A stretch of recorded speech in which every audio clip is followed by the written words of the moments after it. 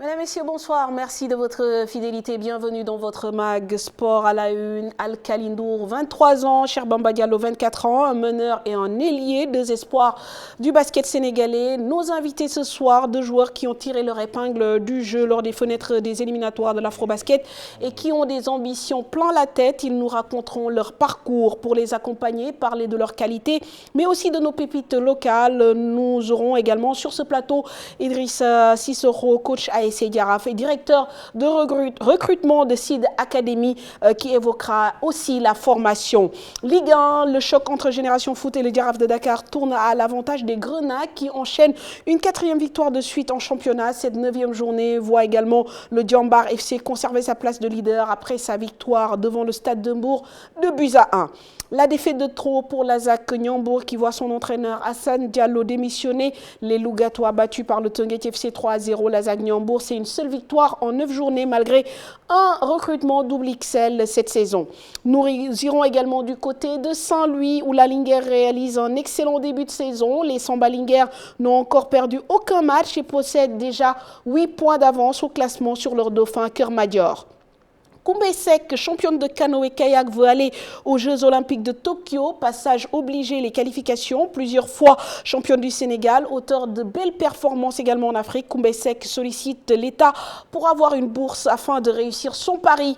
Et en fin d'émission, comme tous les lundis, nous retrouverons Madio Père dans la chronique hippisme. Merci de votre fidélité. Bienvenue à tous.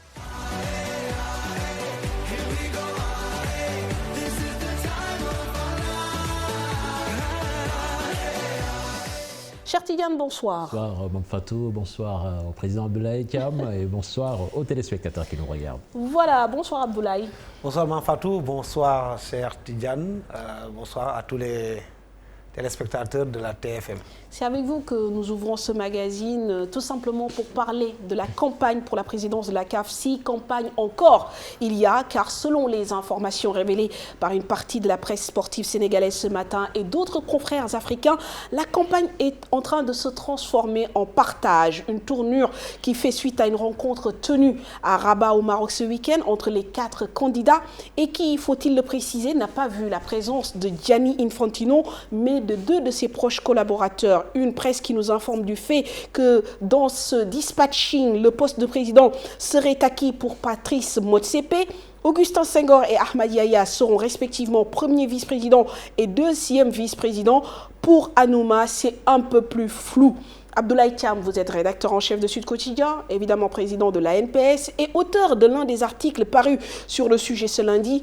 Alors Ablaye, première question, n'êtes-vous pas choqué de voir la manière dont on est en train de nous mettre au pilori? Le mot, je pense, n'est pas trop fort. Ou il l'est peut-être. C'est un commentaire, je le concède, c'est tout à fait normal. C'est une des 6 fonctions des médias. Donc une prise de position, ça, c'est pas ça le problème. Le plus important dans notre métier, c'est plutôt les faits. Moi, j'ai été surpris d'abord de voir la présence de Patrice Motsepe dans cette rencontre, à laquelle au préalable on nous avait dit que c'était une rencontre de dernière chance entre les candidats de l'Afrique de l'Ouest, donc la zone ouest A et la zone ouest B. Donc Jacques Anouma, Maître Augustin Senghor et Ahmad Yahya. Surprise générale, on nous annonce qu'il y a Patrice Motsepe qui est à Rabat. Ce n'est pas fini encore avec la surprise. On avait cru que effectivement le président Gianni Infantino allait prendre part à cette rencontre. Finalement, ce n'est pas lui, mais ses 2 émissaires. L'un est connu pour des Africains. Il s'agit de Véron, qui s'occupe donc du département de développement au niveau Afrique de la FIFA.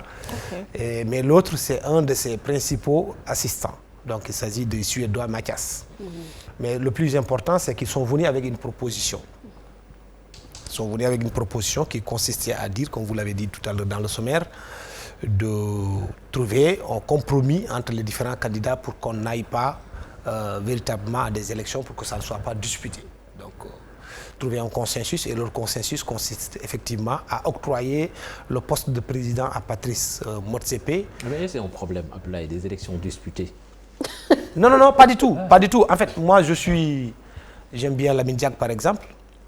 J'ai appris chez lui, toujours, si vous pouvez éviter des élections, Si vous pouvez trouver un consensus, c'est mieux. Mais nous sommes dans un monde démocratique. À défaut de trouver un consensus, on va aux élections. Mais au préalable, les gens font toujours en sorte de trouver véritablement un consensus. Reste à savoir ce consensus, s'il vous convient, il ne vous convient pas. Sauf que ce schéma dont on nous parle quand même est mis en œuvre par la Fédération internationale de football. Et c'est là le problème, parce que tout le monde s'attendait à ce que l'Afrique, la CAF, prenne en charge son organisation et se départir de ce joug de la FIFA. C'est un vœu pieux, je crois qu'on en avait parlé ici. Moi, je fais partie des premiers à avoir je crois, chargé la FIFA pour ce qui concerne en tout cas l'ingérence. Mais cette ingérence aussi, c'est la liée, c'est que nous l'avons permis. Moi, du temps d'Issa Hayatou, j'ai reproché à Issa Hayatou beaucoup de choses. Mais jamais on n'aurait vu une CAF sous tutelle. Jamais sous Issa Hayatou. On peut lui reprocher tout ce que l'on veut. C'était un dictateur. Et d'ailleurs, tous les présidents de confédérations aussi puissantes que la CAF, l'IDESAF, le CIO ou la FIFA sont des dictateurs. Parce que vous brassez tellement de millions, vous avez un rang presque de président de la République, vous ne pouvez pas ne pas avoir ces relents-là, même si c'est supposé ou réel. Mais ça, ce n'est pas le plus important. Le plus important, moi, je crois que si on en arrive à cette situation-là, qui n'est pas possible au niveau de l'EFA, qui n'est pas possible au niveau du CONMEBOL, de la CONMEBOL, ce n'est pas possible au niveau de la CONCACAF, ni de l'AFC, ni de l'OFC, on en avait parlé ici, c'est parce que les Africains l'ont permis. Très bien. Alors aujourd'hui, c'est aussi simple que ça. Et encore, nos chefs d'État l'ont permis. Tout à fait. Parce que ce vote, cette élection, elle est immédiatement politique. Je crois très bien qu'Augustin Senghor, il n'allait jamais présenter sa candidature s'il n'a pas obtenu l'onction du président de la République du Sénégal. Idem pour le Mauritanien, idem pour Alassane Dramane Ouattara avec Jacques Anouma, pareil pour Patrice Motsepe avec Cyril Ramaphosa. Donc à travers vos mots, on comprend que c'est parce que les chefs d'État des candidats concernés ont donné leur accord que les candidats en tant que tels se sont pliés et ont décidé d'accepter cette proposition. Est-ce que d'ailleurs, pour les téléspectateurs, peut-être tout le monde n'est pas au courant, vous pouvez revenir sur la proposition et ce qui s'est passé à Rabat, très rapidement. Ça aussi, ce sont des informations, moi, que j'ai seulement reçues. J'étais en train donc de l'expliquer. La proposition, c'est de faire de Motsepe le président. Premier président, Augustin Senghor. Deuxième vice-président, le Mauritanien Ahmed Yahya. Et Jacques Anouma, on l'aurait proposé en poste de conseiller spécial donc, du président Patrice Motsepe. Il semblerait que ce n'était pas pratiquement à part le Mauritanien, les autres n'étaient pas d'accord. Il y a eu tellement de conseillers habiles. Au moment même où nous parlons, moi personnellement, je n'ai pas reçu de Augustin Senghor, en tout cas que ce soit par texto ou parler directement, qu'il aurait accepté. Mais quand même, c'est le compromis qui est mis sur la table par la FIFA pour que les gens n'aillent pas aux élections, pour que la CAF ne soit pas davantage disloquée plus qu'elle l'est actuellement. Alors, il y a deux aspects sur lesquels j'aimerais aussi qu'on échange. C'est vrai que pour vous, vous considérez que c'est encore une information à prendre au conditionnel, mais nos confrères de Record aussi ont relayé une information très proche de la vôtre et on a aussi d'autres sons de cloche. On dit que vraiment cet accord, il est mis en branle, pratiquement accepté par tous les acteurs. Non, le compromis est réel, il n'y a pas ça, c'est une information, ça c'est vrai. Aujourd'hui, parlons du cas d'Augustin Senghor, parce qu'aujourd'hui, on nous propose une médaille d'argent, au moment où peut-être on aurait pu accéder à la médaille d'or. Pourquoi on en parle? Parce qu'aujourd'hui, Augustin Senghor, par rapport à cette campagne, peut-être on peut dire qu'il a gagné en crédibilité, en aura, en popularité, en menant le tempo de cette campagne. Ouais. Est-ce que vous trouvez normal qu'à quelques jours, à quelques encablures de cette élection, qu'il accepte avec ou sans l'accord de l'État de se soumettre à un compromis? D'autant plus que dans son discours de présentation de programme, il avait dit que si on veut que la FIFA nous respecte, il faut qu'on se respecte nous-mêmes. Et c'est cette même FIFA qui vient nous imposer encore une fois ce qui l'arrange. Est-ce que vous trouvez que ce n'est pas contradictoire? Non, en fait, moi, il l'a dit, effectivement, mais le respect, est-ce que c'est le fait d'accepter d'être premier vice-président et d'accepter, si l'autre vous vous retrouvez et qu'il accepte d'épouser vos programmes pour que vous le laissez afin qu'il n'y ait pas de candidature. Est-ce que ça, c'est manquer de respect? Ça, c'est un premier aspect. Deuxième chose, moi, ce que je retiens dans cette affaire-là, c'est que d'abord, il y a effectivement la FIFA qui a encore imposé son dictat, ça c'est un, mais la FIFA a prôné pour le football business. Parce que dans cette affaire-là, Augustin Senghor, ce n'est pas lors de cette campagne qu'il s'est forgé ce manteau dont vous lui avez décrit tout à l'heure. Très bien, mais il l'a affirmé. Oui, là, oui, par rapport à la campagne, il l'a affirmé. C'est tout son parcours qui l'a amené là où il est actuellement. Ouais. Souvenez-vous, jusqu'à présent, aujourd'hui, l'ensemble de la presse africaine et mondiale se rappelle de ce qui s'est passé à Seychelles. Les gens aiment rappeler ça. Ce qui s'était passé à Seychelles, c'est qu'il est venu devant un président tout puissant qui s'appelle Issa Hayatou, qui n'était pas d'accord, qui a eu la proposition Raourawa par exemple, qui disait que pour être président de la CAF, il faut être membre du comité exécutif. Autrement dit, pour entrer dans un gouvernement, il faut avoir été, pour être président de la République, il faut avoir été ministre. Ce qui n'était pas, ils n'étaient pas d'accord, ils étaient 6. Il est quand même venu à main levée, ce n'était pas un bulletin secret, mais à lever pour dire nous ne sommes pas d'accord. Le Sénégal a reçu des foudres, tout le monde se souvient de ça. Notre équipe avait même été condamnée à l'errance. On est allé jouer en Guinée, on est allé jouer à Marrakech, on est allé jouer à Casablanca. Mais le plus important encore, c'est de la géopolitique qui s'est glissée dans cette Justement, élection. dans cette histoire, est-ce qu'Augustin est libre de ses mouvements ou bien de décider? Parce qu'on l'a vu, Infantino, il est passé par la Mauritanie, il est venu au Sénégal, il a été reçu au palais. Est-ce qu'il n'y a pas eu une négociation tripartite entre lui, Augustin Senghor? Non. Il n'y a pas eu de négociation. D'ailleurs, là, vous devriez même aller plus loin encore. Moi, je trouve que ce n'est pas normal qu'Infantino soit à Dakar, à Nouakchott, à Pretoria ou Johannesburg pour rencontrer Cyril Ramaphosa et l'ensemble de ses présidents et ne pas aller à Abidjan. Oui, très bien. Alors qu'il y a 3 candidats. Mais d'ailleurs, oui, on en reparlera après. D'accord. Oui. Deuxième chose, il a mené campagne comme il l'avait fait en 2017. Tout ça, tout le monde, on est tous d'accord là-dessus. Mais moi, j'ai l'impression qu'Ablaï, je suis désolé de vous couper, vous voulez mettre tout le tort sur la FIFA. Mais la FIFA, elle vient faire une proposition. Elle n'est pas seule. Oui, je n'ai pas dit ça. J'ai dit pourtant, à l'entame de mes propos, si la FIFA fait ce qu'elle fait, continue de faire, c'est d'abord les présidents africains l'ont accepté, ça c'est un. Deuxièmement, c'est parce que les chefs d'État africains l'ont accepté. Quelles conséquences pour le président, par exemple, pour le candidat Augustin Senghor? Est-ce qu'aujourd'hui, cette décision va grandir sa crédibilité ou va le fragiliser? Parce que aussi, on prend des initiatives, on mène des campagnes, après il y a un changement de paradigme. Oui. Est-ce que ça peut jouer par rapport à la perception aussi de Augustin Senghor au sein même de la CAF? Oui, mais vous allez, si vous allez en campagne, comme la présidence de la FIFA ou bien de la CAF ou de n'importe quelle autre organisation, vous allez pour gagner. À un certain moment donné, il va falloir quand même, si les choses sont devenues extrêmement compliquées, les gens se mettent autour d'une table. Je vous donne juste un exemple. Quand Lamine Diack a quitté la présidence de la Confédération africaine de football, je me souviens parce que j'avais couvert l'élection qui s'est tenue ici. Il a voulu que ça soit son remplaçant s'appelle Kalkaba Malboun. Il y avait le feu un ministre béninois qui s'appelle Théophile Moncho, qui est venu, qui a dit qu'il est hors de question qu'on fasse un consensus. Lui, il va aller aux élections. Diack a tout fait, le monsieur a dit non. Mais qu'est-ce qui s'est passé? Le monsieur a été battu pour la présidence, il postule pour la vice-présidence, il est battu, pour la deuxième vice-présidence, il est battu. N'importe quel poste, finalement, il était obligé de négocier en coulisses pour ne pas rentrer produit. Il faut quand même qu'on comprenne que ce n'est pas une mince affaire de vouloir diriger la CAF. Donc, à un certain moment donné, il y a eu tellement de choses qui sont rentrées en considération qui font qu'aujourd'hui, il va falloir qu'on fasse le pour et le contre. Où se trouve véritablement l'intérêt du Sénégal? Moi, j'ai reçu des coups de fil des pays, par exemple, de beaucoup de confrères africains. Pourtant, je sais que leur pays vote pour Motsepe. Et ils nous demandent, eux, mais pourquoi Senghor s'est retiré? Pourquoi vous, votre pays, a voté pour Motsepe et n'a pas voté? Alors que ce sont des pays de l'Afrique de l'Ouest. Ils n'ont pas voté pour le Sénégal. Quand on voit la situation, on se dit qu'Augustin a analysé et a vu que aller aux élections, c'est peine perdue. Allez, on va sauver ce qui peut l'être. Ça, c'est mon analyse personnelle, moi. J'analyse la situation. C'est moi.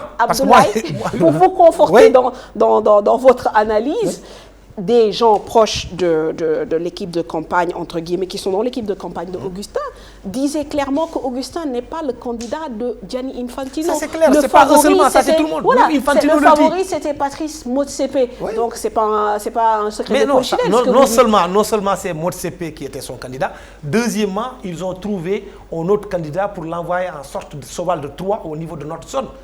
Ahmed Yahya, ce n'était pas une candidature sérieuse. Je suis désolé de le dire parce que nos amis mauritaniens. Il est deuxième, il sera le deuxième vice-président. Oui, d'accord, mais je veux dire que c'est une stratégie encore qui avait été déployée par la FIFA. Aujourd'hui, elle s'est immiscée dans cette campagne-là parce que nous l'avons permis, c'est ce que je suis en train de dire. Et deuxièmement encore, beaucoup de chefs d'État africains ont pris fait et cause pour Motsepe, ont pris fait et cause pour le football business.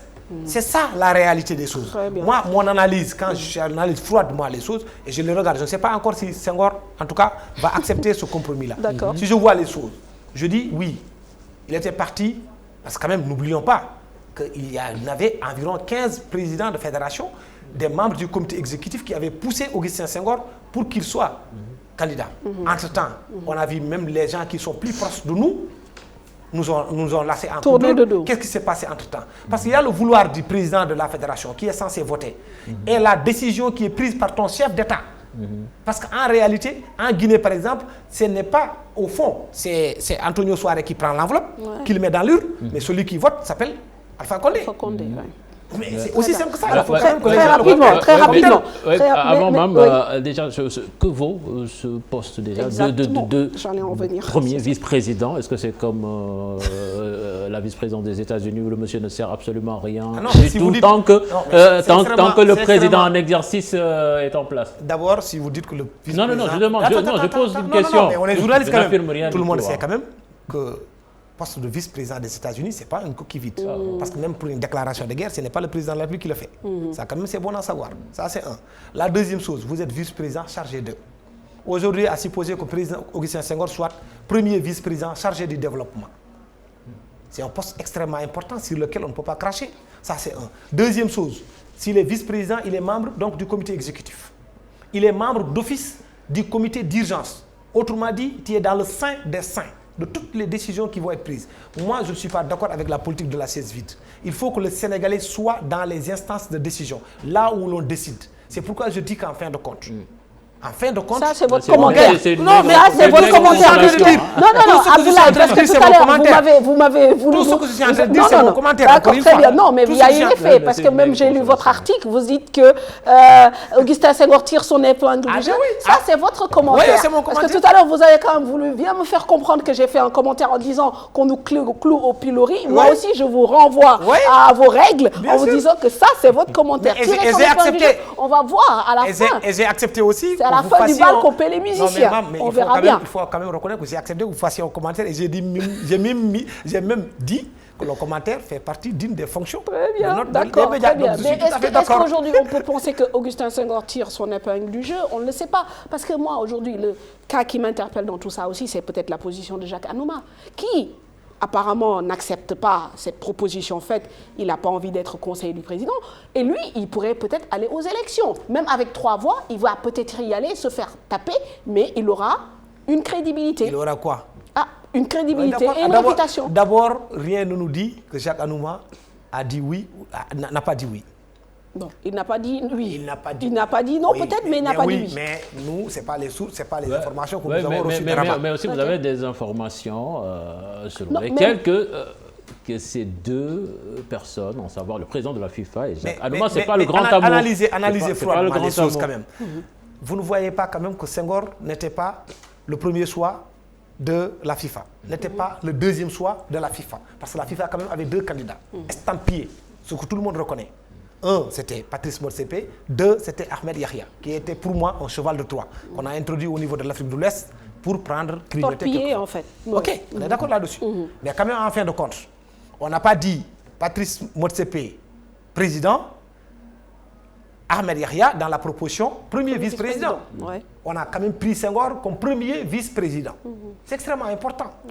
À mon avis, c'est extrêmement important, ce qui veut dire que la FIFA aussi sait que cette personne-là sur laquelle nous n'avions pas misé est extrêmement importante pour le développement de la CAF, compte tenu de sa compétence, compte tenu de sa probité intellectuelle et morale, connue et reconnue, que nous le voyions ou non. Oui, mais maman a dit tout à l'heure que c'est lui qui menait le tempo, qui imprimait le tempo de la campagne. Non, le tempo de la campagne, non, attendez, il faut quand même qu'on fasse très attention. Même si vous regardez, nous sommes tous dans les forums.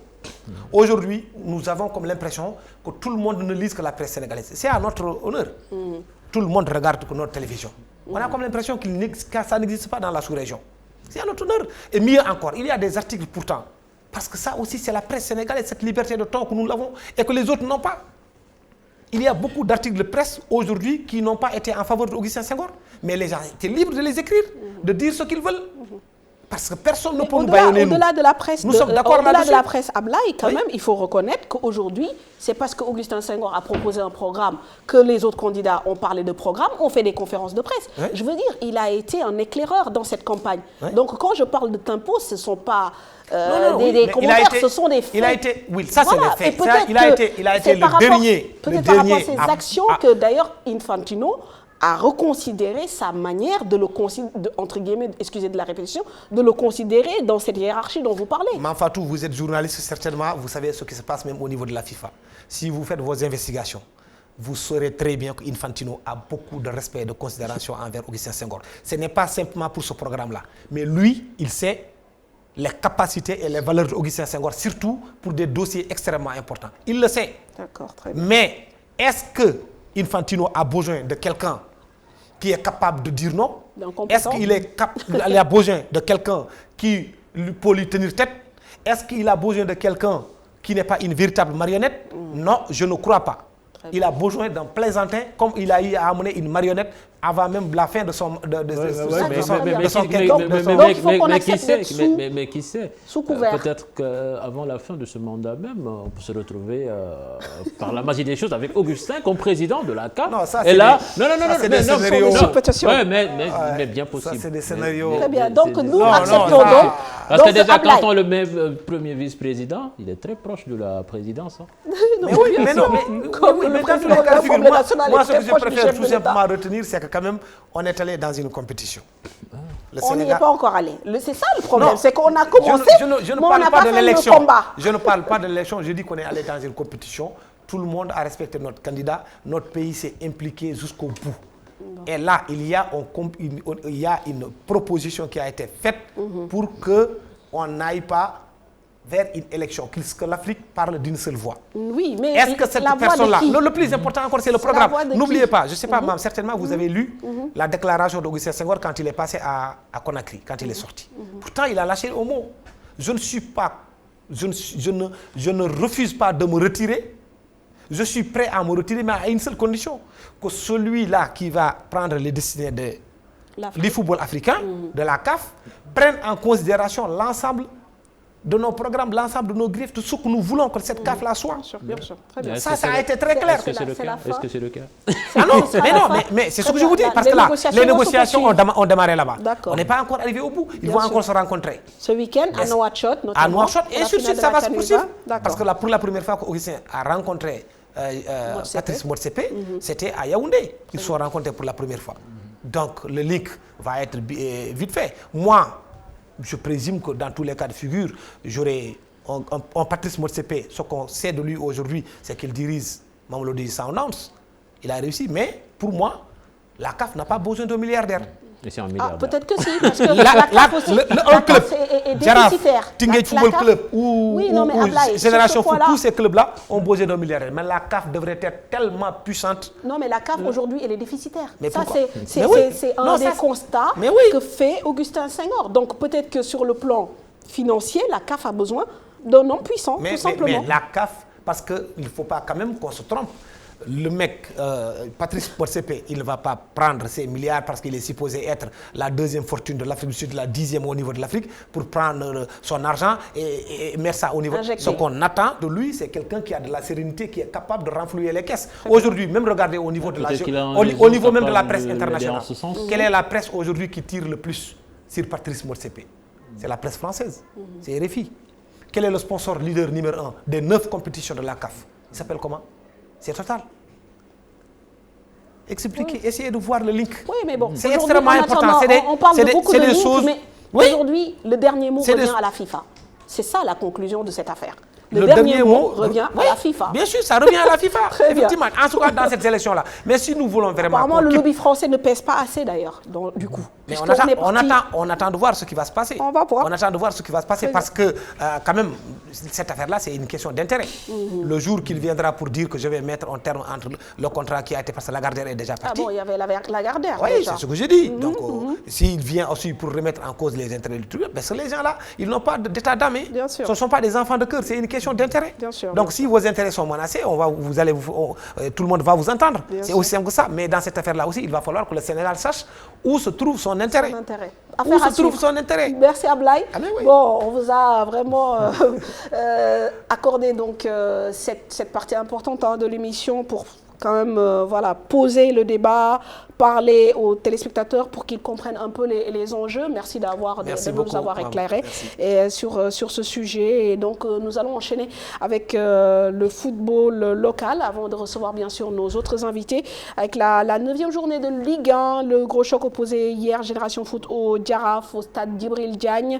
Et dans cette rencontre attendue de la 9e journée, les Grenats ont vite pris le dessus sur les Médinois avec 2 buts marqués dans les 45 premières minutes grâce à Pape Insabadji et Malik Mbaye dans l'un des derbys de la Petite Côte. Le leader Diambar a pu s'imposer devant le stade de Mbour 2-1. L'AS Douane enfonce l'US Gorée et occupe la 3e place au classement. Niary Tally ne voit pas non plus le bout du tunnel, battu par le Casa Sport 3-1. Des buts ont été marqués sur tous les terrains, donnant ainsi une journée prolifique en réalisation, 19 au total. Mambiram Diouf.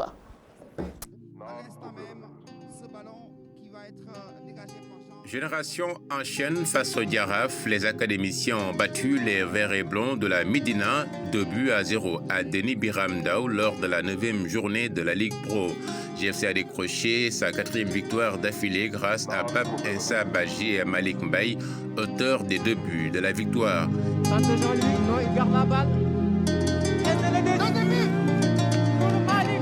L'équipe de Denis occupe désormais la 2e place au classement avec 17 points derrière le FC Diambar de Sali qui a conservé son fauteuil de leader de la Ligue Pro après sa victoire dans le derby de la Petite Côte face au Stade de Mbour 2-1.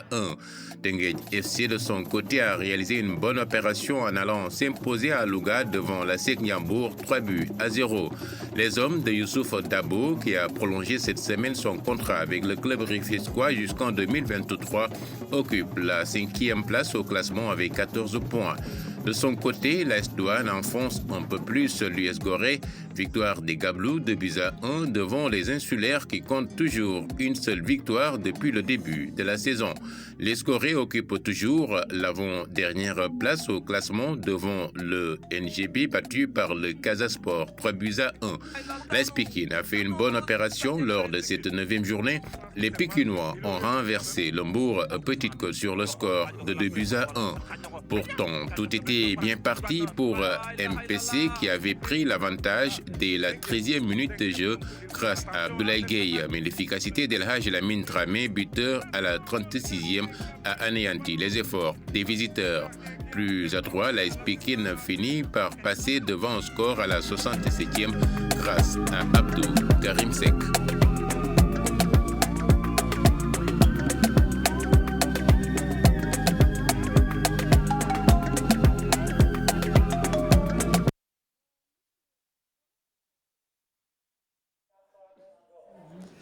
Voilà, donc pour l'essentiel de la 9e journée, évidemment, on va peut-être s'arrêter très rapidement sur Génération Foot qui a eu des difficultés en début de saison et qui finalement a pris le train en marche. 4 victoires d'affilée. Ouais, quand même, on voit que quand même l'équipe a repris beaucoup de confiance. On a suivi le match hier, on a vu des jeunes qui ont beaucoup couru vraiment et ça sent que physiquement ils sont en place, ils sont en forme. Mais je pense que ce renouveau aussi n'est pas étranger à la réintégration, je sais pas, de Jean-Louis Barthélémy Diouf. Parce que quand même on a l'impression que c'est lui qui était parti à Malte. Ouais, mais il était revenu, mais en début de saison aussi, il n'était pas opérationnel. Très bien. Je pense qu'il a commencé à jouer après la 4e ou 5e journée, je ne sais plus. Mais quand il a commencé à jouer, on se rend compte que souvent, c'est lui qui est sur les bons coups. Par exemple, c'est le finisseur parfait de cette équipe, même s'il n'est pas attaquant de pointe. Hier, on l'a vu, il a été prépondérant sur le 2e but avec cette belle passe décisive. Je pense que c'est tout bénéf pour Génération Foot quand même, qui récupère un joueur d'expérience qui connaît bien la maison. Attention pour Niary Tally et l'US Gorée, hein, la Ligue 2 n'est pas trop loin, même si évidemment on n'a même pas encore fini la phase allée du championnat et malheureusement les résultats se suivent et se ressemblent. Pas de victoire, une seule victoire pour Niary Tally, une seule victoire pour l'US Gorée depuis le début de ce championnat. Autre équipe qui s'enfonce dans la crise et qui perd d'ailleurs son entraîneur à la suite de la défaite concédée hier devant Teungueth FC.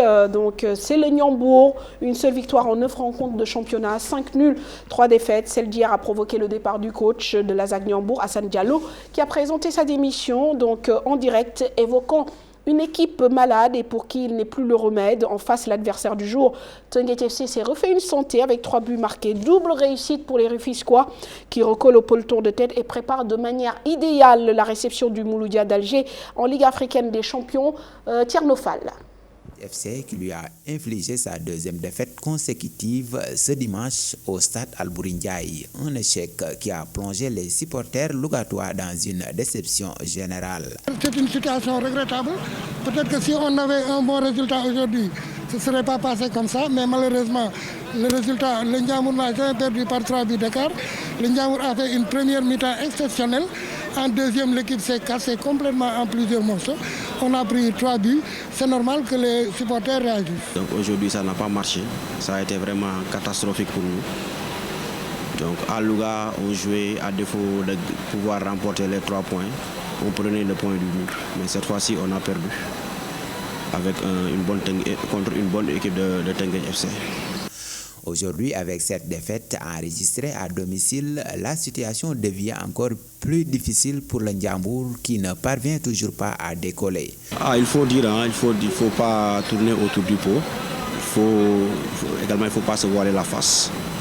Nous n'avons pas encore réussi à atteindre notre objectif à Louga parce qu'on s'était dit au départ que le championnat, pour atteindre son objectif, il faut d'abord être maître chez soi.